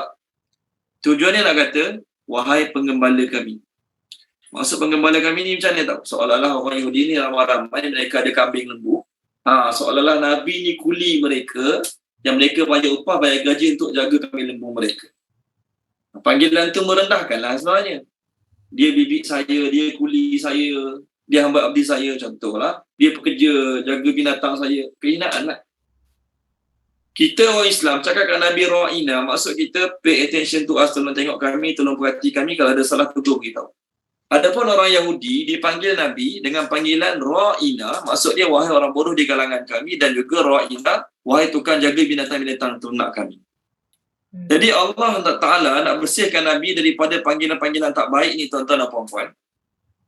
Maka Allah Subhanahu Wa Ta'ala, okey, tak bagi orang Islam guna perkataan ni. Saya berkataan lain. Unzurna. Ayat yang dibaca oleh Pemudrika tadi, unzurna. Ya Nabi, wahai Nabi, unzurna, maksud undang, tolong tengok kami, perhati kami. Tuan-tuan dan puan-puan, biasa dengar tak orang panggil syekh? Dalam bahasa Arab, syekh ada dua makna. Dalam bahasa Arab ada dua makna syekh. Siapa tahu apa makna syekh dalam bahasa Arab? Syekh, Pak Syekh. Setengah orang yang akan marah bila dipanggil syekh. Tuan-tuan biasa tak panggil orang tu syekh. Balik haji panggil syekh. Okey, baik. Dalam bahasa Arab, syekh ni ada dua makna. Satu, orang yang telah tua. Orang yang telah tua umurnya. Syekh. Tolong baca boleh? Siapa yang tolong baca? Ini perkataan Syekh untuk orang tua. Surah Al-Qasas ada perkataan ni. Surah Al-Qasas ada perkataan ni. Tolong baca dia Puan Salma boleh? Puan Salma Kasim tolong baca surah Al-Qasas. Cara apa, Ustaz? Muka surat 388 ayat 23. 388. Ayat 23.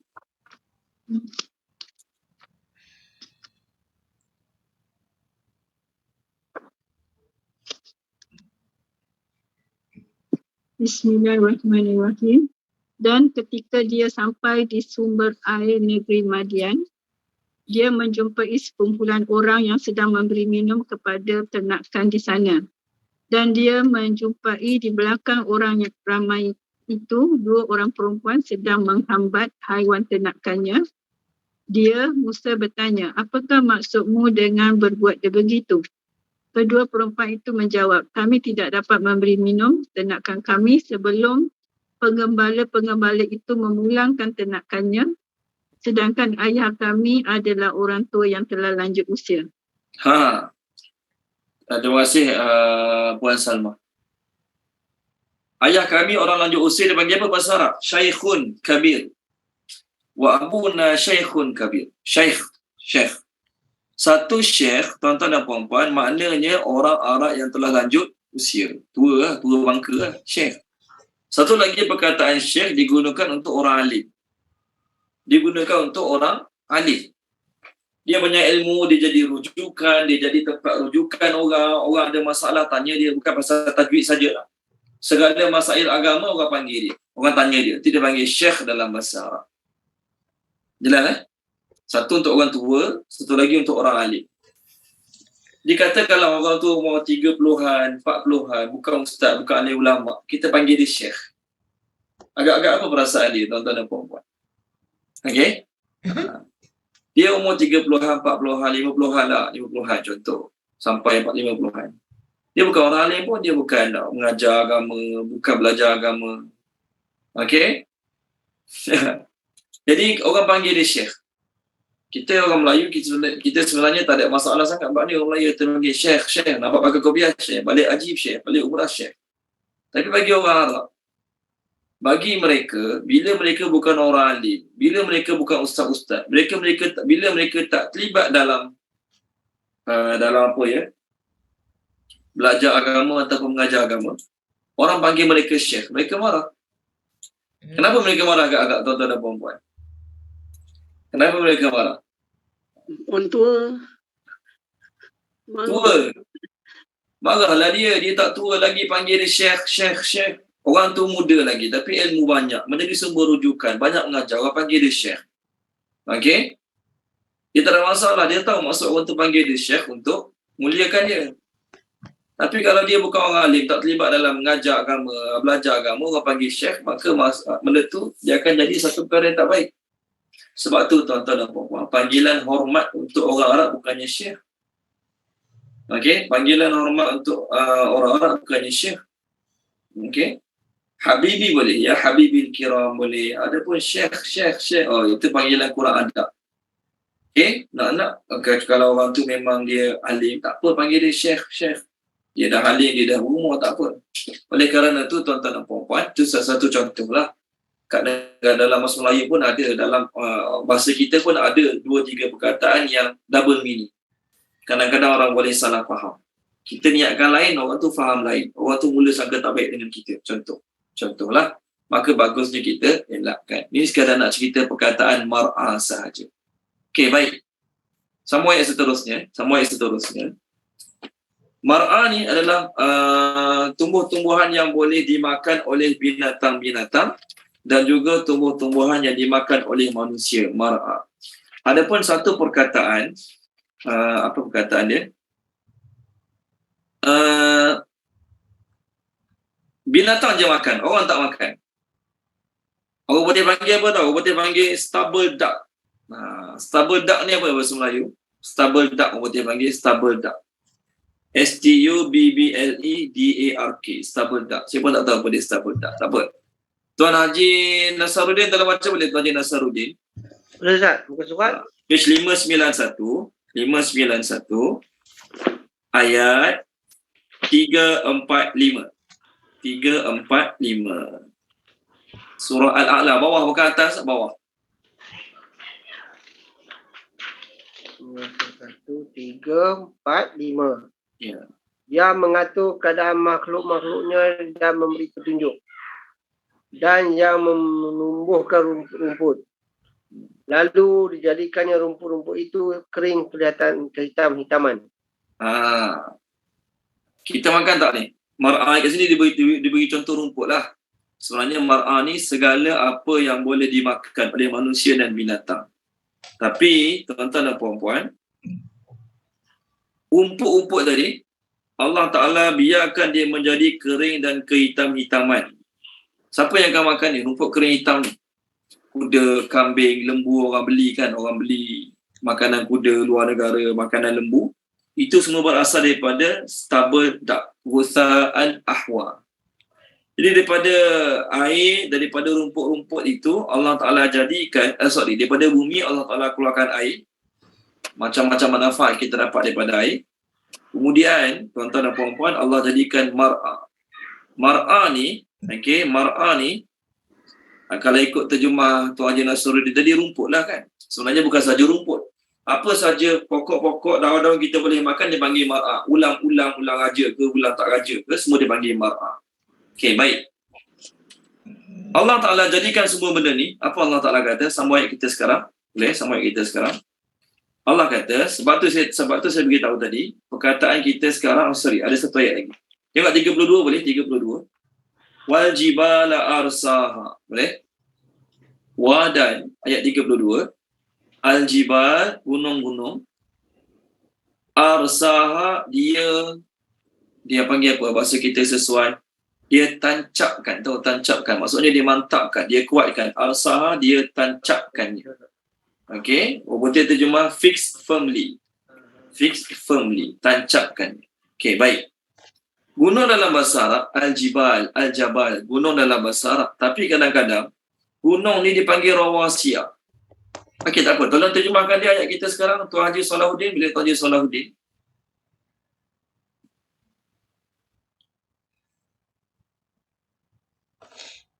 Ada Tuan Haji Salahuddin? Hello. Ya, Okay. ya. Ayat 32 ya. Ya, ayat 32. Bismillahirrahmanirrahim. Dan gunung-gunung dia pancangkan dengan teguh. Pancangkan, tancapkan. Okey, baik. Tuan Haji Salahuddin, tolong baca page ni boleh tak? 269. 269. Ayat atas sekali. 269. Bismillahirrahmanirrahim. Di atas kali 27 ya. Ya, betul. Kemudian Allah menghinakan mereka pada hari kiamat. Ayat 15. 15. Okey. Oh, atas 269 ayat 15. Okey. Dan dia menancapkan gunung di bumi agar bumi itu tidak goncang bersama kamu. Dan dia menciptakan sungai-sungai dan jalan-jalan agar kamu mendapat petunjuk. Okey. Terima kasih Tuan Haji Salahuddin. Sama. So, ayat dia, gunung kita tahu gunung. Gunung dalam bahasa Arab, Al-Jibal tadi. Al-Jibal ni gunung. Jabalun satu gunung. Jabal satu gunung. Jibal, banyak-banyak gunung. So, gunung ni apa tujuan Allah ciptakan? Tujuan Allah ciptakan gunung adalah untuk buat bumi ni tak bergoyang. Bumi ni tidak bergoncang. Sebab tu diterjemah menancapkan tu. Maksud menancapkan tu, betul terjemah AFFIXED. Tak kerti nak sebut macam ni. Tapi tujuan dia, bumi ni dulu asalnya bergoncang, bergoyang. Lalu Allah Ta'ala buat gunung tu untuk menancapkan. Kalau kita baca, ada satu teori, nama teori tu, orang putih panggil nama teori itu equilibrium. Betul ke saya sebut tak tahulah. Tapi macam itulah bunyi dia. Teori equilibrium. Equilibrium nama teori itu. Apa teori kita nak beritahu? Gunung ni setinggi mana dia kita ukur daripada atas bumi, setinggi mana kita ukur, sedalam itulah pasaknya dalam bumi. Sedalam itulah pasaknya dalam bumi. Minta maaf lah, tak kerti mana nak lukis, tapi saya cuba lukis lah. Teori ni dalam bahasa Inggeris dia panggil theory of equilibrium. Ni bumi, ni tanah kita. Ni gunung. Katakanlah ketinggian gunung ni 200 meter. Katakanlah ketinggian gunung ni 200 meter. Okey, ketinggian gunung ni 200 meter. Maka dia punya tahap pasak dia yang ke dalam ni. Pasak dia yang ke dalam ni. Ini pun 200 meter juga. Ini pun 200 meter juga. Sama tinggi. Dia punya tahap ketinggian gunung tu dengan dia punya pasak belah dalam dia ni sama tinggi. Ni dipanggil theory of equilibrium. Equilibrium. Macam itulah sebut dia. Tuan-tuan boleh Google lepas ni. So, teori ni nak beritahu gunung-gunung ni function dia apa dia? Untuk buat bumi ni tidak bergoncang, untuk buat bumi ni tidak bergegar. So, tukang ataupun bukan tukang lah dia panggil apa? Yang membuat sesuatu benda tak bergoncang, tak bergegar, dipanggil rawasiyah, rasin. Ada katil gegar-gegar kan? Katil bergegar. Katil tu beli murahnya bergegar. Contohlah, anak-anak melompat bergegar-gegar contoh. Maka kita letak kayu kat katil tersebut. Kita letak kayu supaya tak bergegar.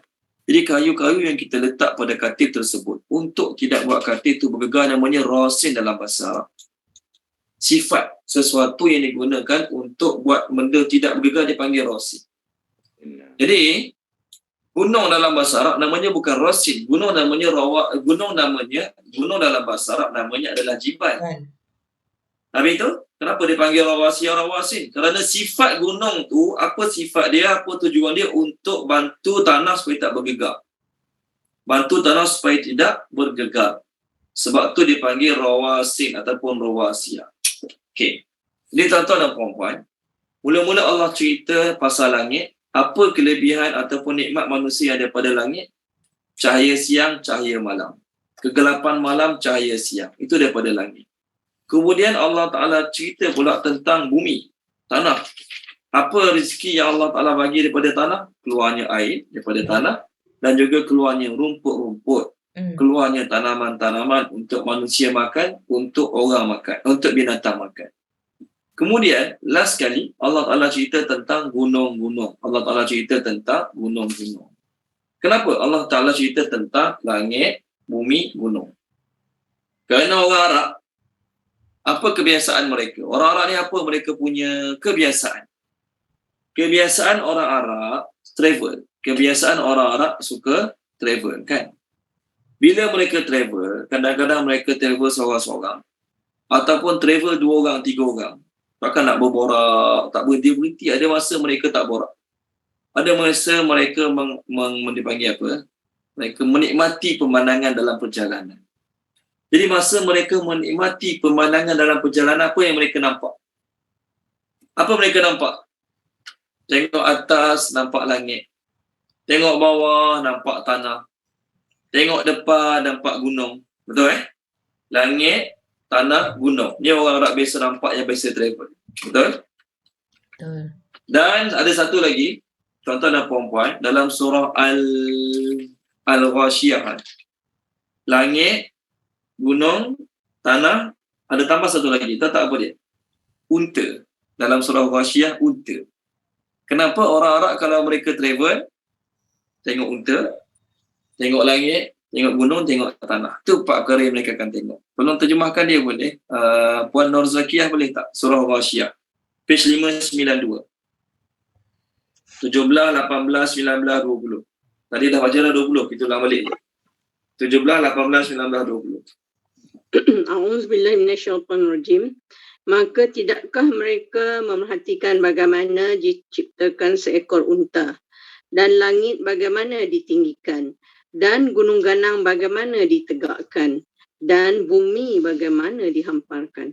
Okey, terima kasih Puan Zakia. Sama Ustaz. Unta, langit, gunung, tanah. Jadi orang Arab mereka travel. Allah Ta'ala kata masa travel tu jangan travel saja-sajalah. Travel sambil ambil pengajaran. Tengok unta, betapa hebatnya Allah buat unta boleh tahan lapar, tahan dahaga berhari-hari. Unta dapat melihat dengan jarak yang sangat jauh, boleh bawa barang yang sangat banyak. Unta ni mata dia ada dua fungsi. Hidung dia ada dua fungsi. Hidung unta ni ada dua fungsi, maksudnya satu untuk tarik nafas, lepas nafas macam biasa. Yang kedua, hidung dia boleh tertutup. Ada satu part dalam hidung dia boleh tutup untuk mengelakkan masuknya pasir-pasir dalam lubang hidung dia. Itu antara kelebihan unta lah. So Allah sebut unta, langit, bumi dan juga gunung. Sebab inilah yang biasa dilihat oleh pengembara-pengembara. So sekarang unta tak ada lah. Sekarang unta tak ada. Allah hanya cerita tentang langit, bumi dan juga gunung-gunung. Jadi sepatutnya manusia yang tengok langit, bumi, gunung, pasal gunung kita tak cerita panjang, kita dah lalu sebelum ni. Bila Allah Ta'ala nak menyamakan sesuatu dengan gunung, bila Nabi ataupun Allah nak menyamakan satu benda tu besar, hebat, Allah gunakan macam gunung. Dan gunung ni melambangkan satu kekuatan. Dalam bahasa Arab, gunung. Sebab tu bernama anak Jabal, Mu'az bin Jabal. Kenapa bernama anak Jabal? Sebagaimana gunung ni kuat, kukuh, teguh, apa saja berlaku, dia tetap tak jadi apa-apa, gunung. Dia orang Arab dulu nak anak dia kuat semangat, teguh, berani, sentiasa. Dia buat nama anak dia Jabal. Kita pelik lah kan, buat nama anak gunung ke bukit ke pelik lah. Orang Arab tak, nak semangat gunung tu. Bila Nabi SAW nak offer sesuatu, Nabi kata apa? Misla Uhud, macam gunung Uhud, Maksudnya benda tu besar lah. Okay. Semua benda tadi Allah Ta'ala buat siang malam, langit, bumi, gunung, ganang, keluarkan air, keluarkan ternak, keluarkan apa lagi? Keluarkan tumbuh-tumbuhan, keluarkan air. Apa tujuan dia? Tengok ayat 33. Mata'an sebagai kesenangan. Terjemah mata'an sebagai kesenangan. Lakum bagi kamu. Wa dan li bagi an'amikum binatang-binatang ternak kamu. An'amikum binatang-binatang ternak kamu. Okay, ini ayat last kita insya-Allah. Tolong terjemahkan dia boleh. Puan Izawani terjemahkan ayat kita sekarang, ayat 33 ni.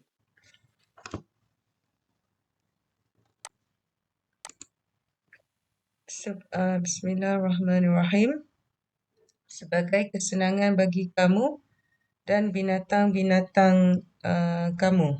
Bagi binatang-binatang ternak kamu. Okey.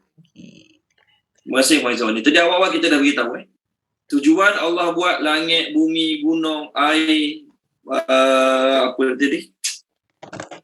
Rumput-rumput, tanaman-tanaman. Apa tujuan dia Allah buat tu? Pertama nak suruh kita kenal Allah lah. Nak suruh kita kenal betapa Allah saja boleh buat, betapa Allah hebat dalam buat perkara-perkara tersebut. Yang kedua, kesenangan bagi kamu. Dengan sebab ada air, kita mudah. Dengan sebab ada air, banyak benda urusan jadi mudah. Tuan-tuan dan puan-puan, beli rumah mahal-mahal tapi tak ada air seumur. Selangor seumur jadi dengan.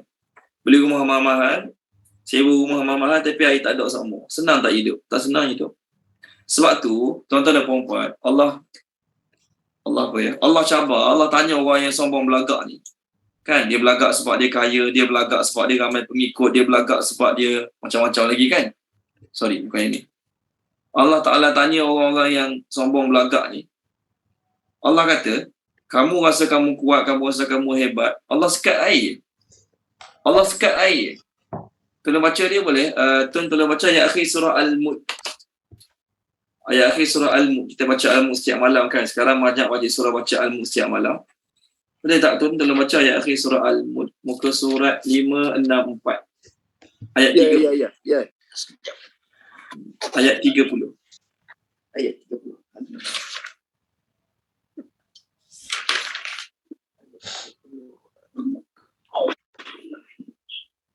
30 ayat terakhir. Katakanlah Muhammad lagi, kabarkan padaku sekiranya sumber air kamu menjadi kering, maka siapakah selain Allah yang dapat mendatangkan air yang sentiasa terpancar mengalir kepadamu? Terima kasih Tuan. Simple je soalan dia. Allah Ta'ala nak sekat hidup kita bagi susah. Allah Ta'ala nak bagi hidup kita susah. Allah Ta'ala tak perlu hantar skamer untuk curi duit dalam bank kita. Allah Ta'ala tak perlu hantarkan Rusia ke China ke hancurkan negara kita. Nak susahkan kita, Allah Ta'ala sekat air. Allah buat air tak cukup, Allah buat air jadi kotor, Allah tak turunkan air hujan, Allah Ta'ala buat empangan-empangan kering. Boleh tak Allah buat? Boleh. Ada saya baca, tak ingat kat mana saya baca. Tuan-tuan mungkin pernah dengar kan? Kat Australia, ada setengah tempat, siapa basuh kereta kena saman. Tuan-tuan pernah dengar tak? Ada setengah tempat kat Australia. Tu pernah dengar ke Tun? Basuh kereta kena saman. Tu pernah dengar tak Tun? Tak bisa dengar. Tak bisa dengar? Orang lain dia bisa dengar tak? Kat Australia. Dr. Azizah? Tak, tapi dia orang memang very strict about water sebab anak saya 2 orang belajar sana memang air tu memang sangat-sangat mahal lah, bil water dia semua beratus-ratus. Boleh ke? Very strict lah about water use. Ni ada orang, saya baca pernah, dan orang pernah pergi sana, dia kata sama. Musim panas, air terpaksa dicatu, ada orang basuh kereta masa tu. Orang tu kena saman. Sebab basuh kereta masa musim panas, musim kemarau, air susah dapat, dia basuh kereta. Dia kena saman. Okay? Nak ceritanya apa dia? Walaupun negara tu kita kata hebatlah, kaya dari segi benda lain, tapi Allah sekat air, habis. Allah sekat air habis susah. Duit banyak dalam bank pun tak ada nak beli air. Emas ada berkilo-kilo kat rumah pun tak ada nak tukar jadi air. Kalau Allah Ta'ala sekat air. Jadi air ni sangat penting bagi penggunaan manusia. Sebab tu Allah sebut air dulu, dan juga Allah Ta'ala sebut mar'a, tanaman-tanaman. Daripada air dan tanaman itulah keluar segala jenis makanan kita makan hari ini. Segala jenis makanan yang kita makan hari ini, semuanya berasal daripada tanah. Okey, baik. Allah sebut dalam surah ni, Allah cerita segala apa yang Allah Ta'ala keluarkan untuk kamu. Kita makan apa saja tadi, pukul 8 tadi kita makan, lepas ni ke kalau nak makan lagi, makanlah. Tapi apa Allah suruh? Allah kata, setiap orang yang makan, dia kena tengok apa dia makan. Tengok saja, memang kita akan tengoklah apa kita makan. Tapi, kalau macam Puan Nik boleh, 585, muka surat sebelah. Surah lepas ni. Kita sekarang 584 kan, muka surat sebelah. Ayat 24 sampailah 32. Ayat 32 ni sama macam ayat kita sekarang. Mata'allakum wali'an amikum. Okey, Puan Nik tolong baca daripada ayat 24 sampai 32. 32 ya, Ustaz? Sampai 32. Bermula pada 24, yes. Bismillahirrahmanirrahim. Maka hendaklah manusia itu melihat kepada makanannya. Sesungguhnya kami benar-benar telah mencurahkan air, iaitu hujan dari langit. Kemudian kami telah membelah bumi dengan tumbuh-tumbuhan yang tumbuh dari dalamnya dengan sebaik-baiknya. Lalu kami tumbuhkan biji-bijian di bumi itu, dan buah anggur serta sayur-sayuran, dan zaitun serta pohon-pohon tamar, dan kebun-kebun yang menghijau subur, dan pelbagai buah-buahan serta bermacam-macam rumput, untuk kegunaan kamu dan binatang-binatang ternak peliharaan kamu. Terima kasih Puan Nik. Sama tak ayat 32 dengan kita sekarang? Samalah. Mata'allakum wali'an amikum. Samalah ayat 32 kita sekarang. Ayat 33 kita sekarang dengan ayat 32 surah lepas ni, surah Abasa. So apa Allah suruh? Manusia masa nak makan dia kena tengok makanan ni. Memang kita tengok pun tak tengok. Macam mana nak makan kalau tak tengok? Tapi tuan-tuan dan puan-puan, tengok nazara ni bukan tengok saja. Kita sebelum ni makan makanan, kita tengok dia panggil taro.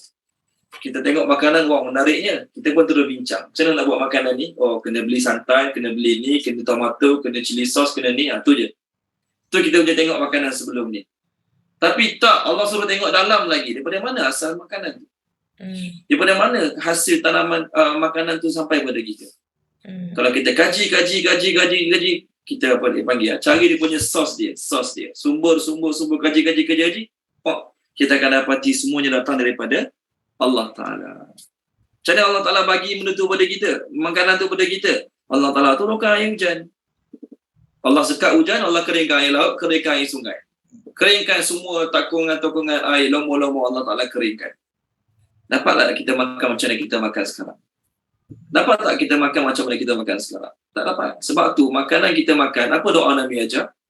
Alhamdulillahilladzi at'amana.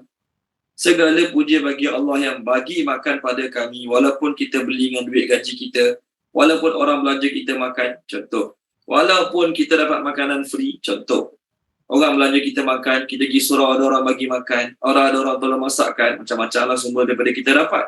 Tapi Allah nak suruh kita tengok makanan, bukan sekadar tengok. Ni dia panggil tengok nampak Allah ni. Tengok makanan nampak Allah, tengok pakaian nampak Allah, tengok kabinet-kabinet nampak Allah. Dekat ajaran sesat ni. Bukan ajaran sesat ni. Ustaz ajar benda lain malah ni. Tengok baju nampak Allah, tengok tu nampak Allah. Tengok almari lah. Tapi Allah suruh tengok macam mana asal almari ni. Daripada mana dia buat. Kilang tu ambil kayu kat mana. Kayu tu tumbuh kat pokok mana.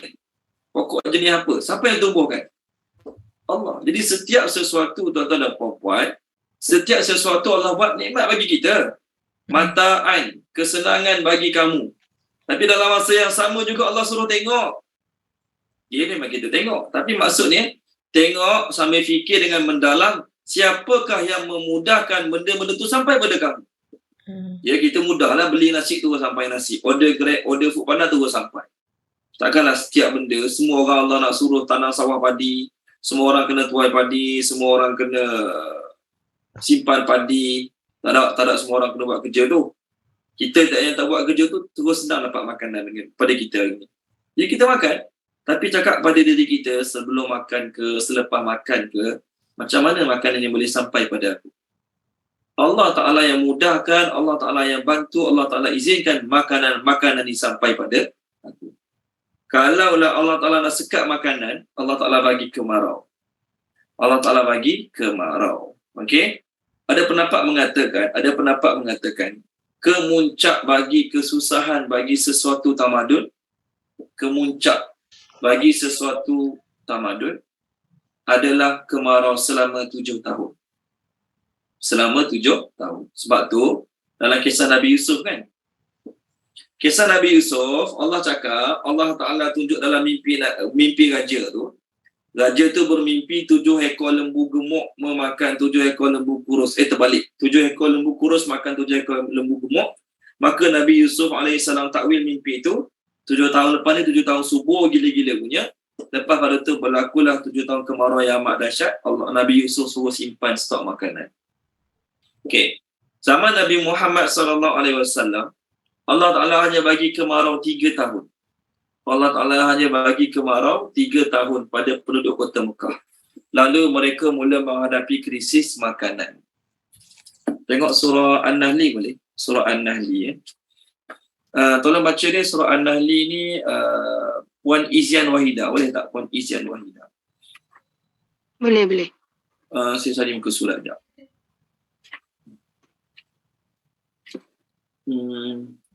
Mana An-Nahli? Okey. Muka surat 280, ayat 112.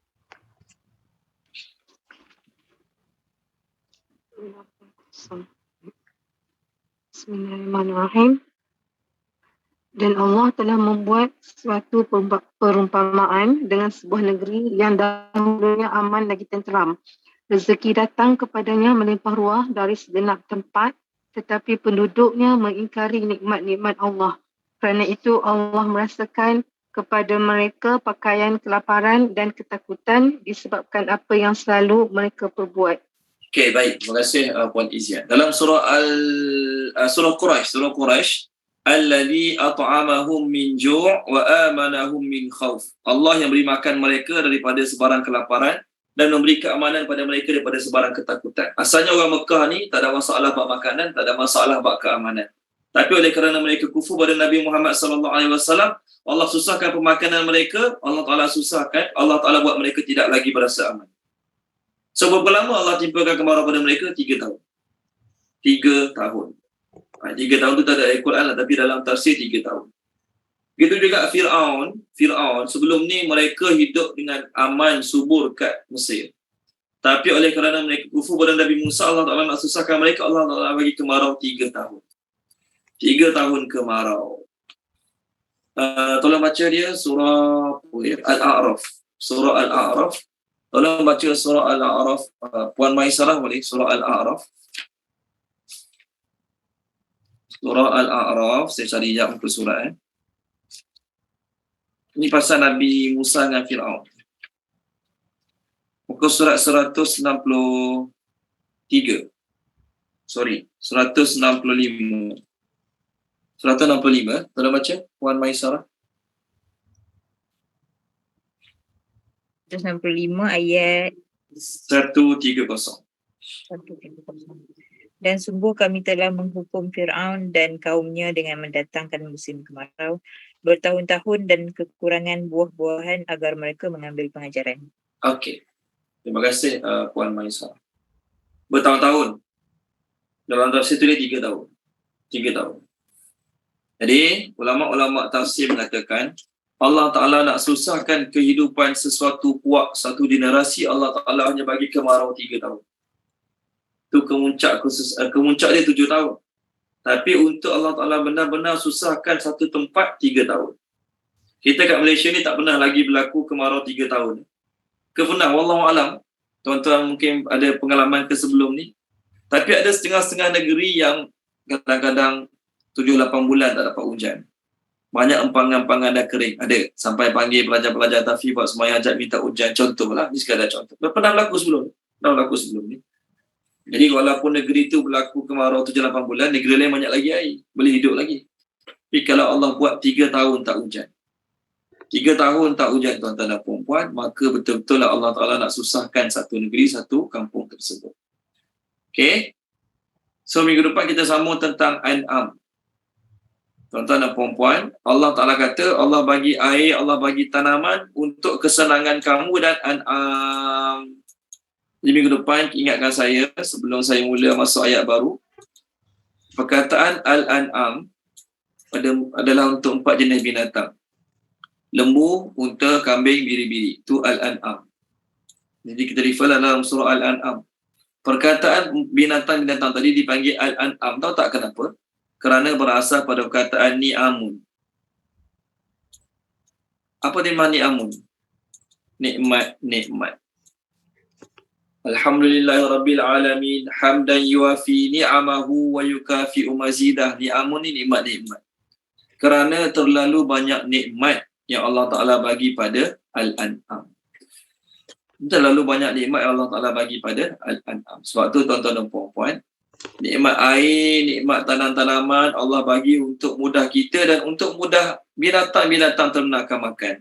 Binatang-binatang ternakan mudah makan, mudah minum, siapa untung? Binatang-binatang ternak tu mudah makanan, mudah minuman, siapa yang untung? Tokek, restoran, daging, wagyu yang untung. Maksud saya, manusia juga dapat manfaat daripada binatang-binatang yang makan tadi, binatang-binatang yang minum tadi, manusia dapat manfaat. Jadi tuan-tuan dan puan-puan, nikmat Allah pada semua makhluk-makhluk last sekali kembali pada manusia juga. Nikmat Allah pada binatang, nikmat Allah bagi pada binatang, last sekali binatang tu kembali pada manusia. Manusia juga ambil manfaat daripada unta, daripada lembu, daripada kambing, daripada biri-biri. Sebab tu perkataan Al-An'am dipanggil Al-An'am kerana terdapat banyak nikmat-nikmat yang Allah sediakan pada binatang-binatang tersebut. Okey. Kita berhenti sini dulu. Kita sambung minggu depan insya-Allah. Minggu depan kita akan masuk ayat tentang hari kiamat dan tentang ciri-ciri orang yang tak berjaya ke akhirat. Kita akan masuk minggu depan. Okey? Minta maaf salah silap kalau ada, kita sambung minggu depan insya-Allah. Bismillahirrahmanirrahim. Subhanallah wa bihamdihi, subhanakallahumma wa bihamdika, asyhadu an la ilaha illa anta, astaghfiruka wa atubu ilaik. Allahumma zayyinna bi zinatil Qur'an wa akrimna bi karamatil Qur'an wa syarrifna bi syarafatil Qur'an wa adkhilna al-jannata bi syafa'atil Qur'an ya dzal fadli wal ihsan. Allahumma inna nas'aluka ilman nafi'a wa rizqan wasi'a wa rizqan mubarakan wa amalan mutaqabbala. Allahumma anfa'na bima 'allamtana wa 'allimna ma yanfa'una wa zidna ilma walhamdulillahi rabbil alamin. Terima kasih banyak semua sahabat-sahabat, jumpa lagi. Assalamualaikum. Terima kasih Ustaz. Sama-sama. Assalamualaikum warahmatullahi wabarakatuh. Waalaikumsalam warahmatullahi wabarakatuh.